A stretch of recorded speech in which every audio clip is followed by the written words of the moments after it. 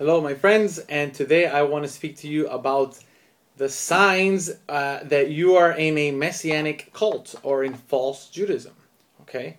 And these are very, very simple signs that I have observed over the years, and people who have come out recently, since I've been out of this movement for quite some time, but I've noticed people that I've helped to come out of this movement, they mention to me like this, and I noticed that in the 15 years, this idea has not changed at all. It has evolved slightly, but it has not changed. And here are a few pointers. I just quickly wrote them down. I'm sure there are many more. You're free to add them if you like, or let me know, and I'll make another video. But here are some telltale signs that if this is going on, then most likely you are in a Messianic place. Obviously, then we don't have to say the obvious, right? If they straight up tell you that they believe in Yeshua, then you already know that you're in one of these places.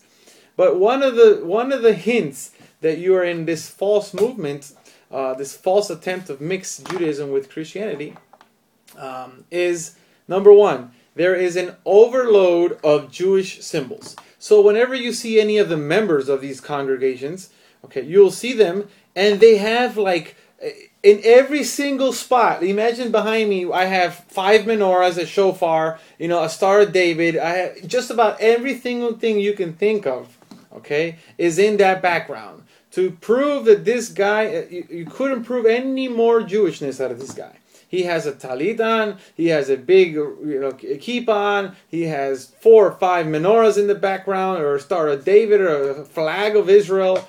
You have many attempts to try to overload that picture or that video with as much Jewish symbols as possible. So if you see that, that should be a red flag right there. Okay?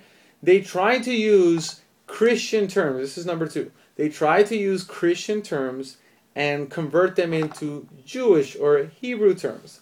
For example, the leaders or the teachers call themselves Moreh or Morah, a teacher, which literally means a teacher. Okay? The only problem is, unless you're in kindergarten, no Jew says my Moreh, okay? Other than kindergarten. So if you're 18 years old or older, or anything older than 5, and you're calling your teacher a Moreh, then there is a problem, especially if you're an adult.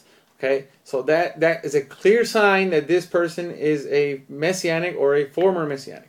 Okay? The pastors who are now converted into, the former Christians are now Messianics, they don't call themselves pastors because that sounds too Christian.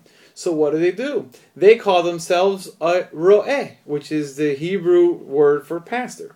But as far as I know, there's no such thing as a ro'eh. I've never heard in Judaism the term ro'eh used other than the literal term for a sheep herder, a shepherd, okay? The students, they call themselves talmidim, okay? Or it's very, very common for Christians to say my brother or my sister, okay? So what they'll do is they'll say achim or achot, okay? In Judaism, you're never going to hear some guy call his brothers achim. You just say, hey, bro, or brothers. But you don't say achim or achot while trying to mix it in English.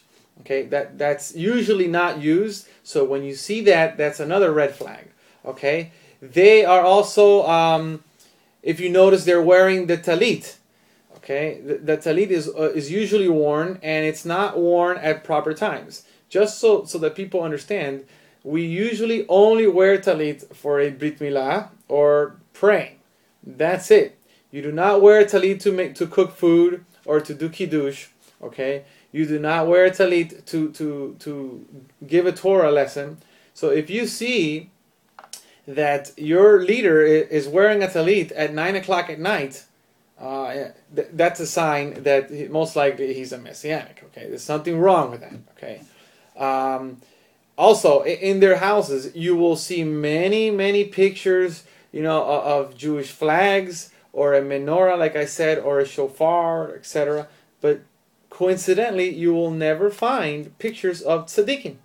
I wonder why. Very, very simple. They do not believe in our Jewish leaders. Why? Because as I said in another video, none of our Jewish leaders vouch for them or back them. So therefore, in a sign of silent, protest, if you will, they do not have any pictures of tzaddikim in their homes. Okay, and the ones that do are very, very rare. But if you go into a typical Messianic home, you will not find a picture of any tzaddik.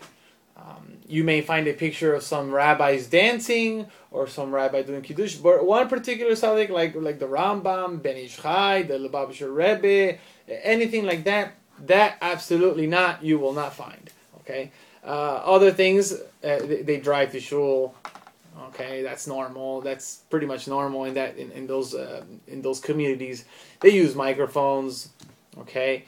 But the very kicker here is that they televise their services. Many of them televise their services, especially the part of the sermon or the speech of the rabbi.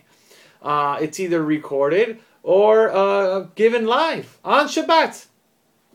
That's something you will not find. Most Jews don't do that. Okay, they do not do that. Why are they trying to do outreach? Because just like a Christian version of Judaism, that's what they're trying to do. They're trying to bring the Christian ideas and mix it with Judaism, and that's where the problem begins. Okay, so here we are. Those are a couple of very simple telltale signs that show that if this is going on in your congregation or your place of gathering, most likely there is a Messianic ideology behind it. Okay, so just I wanted to give you guys a heads up on this so people can understand what's going on. Thanks.